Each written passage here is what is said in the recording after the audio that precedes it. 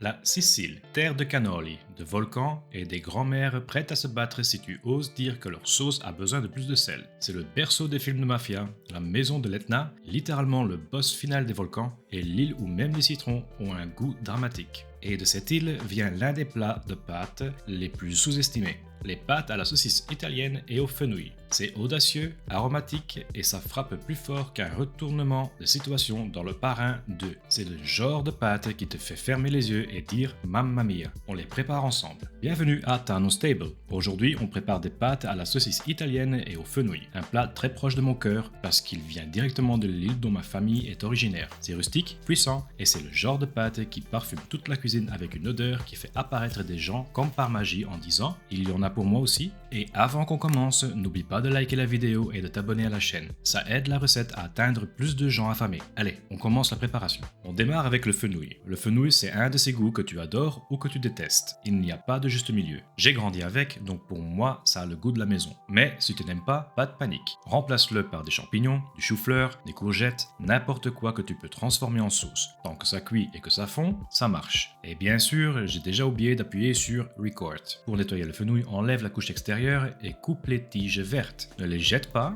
on les utilisera plus tard pour finir le plat. Ensuite, tranche le bas dur et rince bien le tout. Pense à rincer entre les couches, le fenouil attrape plus de saleté que les poches d'un enfant. Une fois propre, coupe-le en petits morceaux et sépare les couches. Le cœur intérieur peut être dense et met une éternité à ramollir, donc je le hache en petits morceaux pour accélérer la cuisson. Il n'y a pas grand chose à préparer pour l'ail, sauf si tu es moi, auquel cas il y a toujours de la place pour le chaos. Commence par donner un coup façon Hulk au bulbe d'ail, ou peut-être un coup plus doux, parce que le mien a traversé la cuisine comme s'il essayait d'échapper le timeline du MCU. Prends 2 gousses, et quoi que tu fasses, n'essaye pas de faire tourner ton couteau comme John Wick, sauf si tu veux expliquer aux urgences comment tu t'es coupé en faisant des pâtes. Pour les éplucher, coupe l'extrémité dure, écrase légèrement chaque gousse avec le dos du couteau, et la peau glisse plus vite que toi en train de sortir du lit un lundi matin. Mets l'ail de côté, et maintenant on prépare les saucisses. Quand tu n'es pas en Italie, tu trouveras généralement des saucisses italiennes au grand supermarché ou chez ton traiteur italien. Elles existent dans toutes sortes de personnalités. Fenouil, romarin, nature ou comme les miennes, pimentées, parce qu'apparemment j'aime souffrir. Si c'est ta première fois avec ce plat, prends des saucisses nature. Tu pourras toujours monter en niveau la prochaine fois, comme débloquer une nouvelle compétence dans un jeu vidéo. Côté préparation, il n'y a presque rien à faire. Retire simplement les saucisses de leur boyau. Pense à ça comme les libérer de leur petite prison de viande. Émiette-les un peu avec tes mains et c'est fini. Ai-je déjà mentionné que ce plat est ridiculement rapide et facile à faire ? Ensuite, le choix du fromage. Pour ce plat, j'utilise du Parmigiano Reggiano. J'adore le saveur ronde et légèrement noisette qu'il apporte à la sauce. Mais si tu préfères quelque chose de plus salé ou plus piquant, le pecorino fonctionne parfaitement aussi. Utilise ce qui correspond à ton goût ou le bloc de fromage qui te juge depuis le frigo. Je le râpe avec une microplane, mais honnêtement, utilise ce que tu veux. Râpe classique, robot, ce truc bizarre acheté chez Ikea et jamais utilisé. Peu importe. On va tout mixer dans la sauce après, donc personne ne saura comment ça a commencé. Mets le fromage de côté et on continue. Et voilà, c'est toute la préparation. Sauf que j'ai oublié un ingrédient crucial, une échalote. Enlève les racines, coupe-la en deux, retire la couche extérieure et fais un hachage grossier. Rien de fancy, juste assez pour qu'elle fonde dans la sauce plus tard. Et non, je n'utilise pas une échalote parce que ma femme est allergique aux oignons, elle ne mange pas ce plat de toute façon. Elle déteste le fenouil avec la même passion que les Siciliens réservent aux disputes sur qui fait les meilleurs cannoli. Mets l'échalote de côté et on peut passer à la suite. Pour la cuisson de la saucisse, place une poêle sur feu moyen et ajoute un filet d'huile d'olive. Assure-toi que ça ne chauffe pas trop. L'huile d'olive brûlée est plus amère qu'un mauvais final de série. Une fois la poêle prête, ajoute la saucisse. Si tu utilises de l'inox, ça va coller au début. Pas de panique. Laisse-les tranquilles, elles se décolleront quand elles seront prêtes. Comme un acteur dramatique qui termine son monologue. Continue la cuisson, remue de temps en temps et laisse-les développer une belle couche croustillante. Assaisonne avec sel et poivre. Une fois bien cuite, mets-les de côté.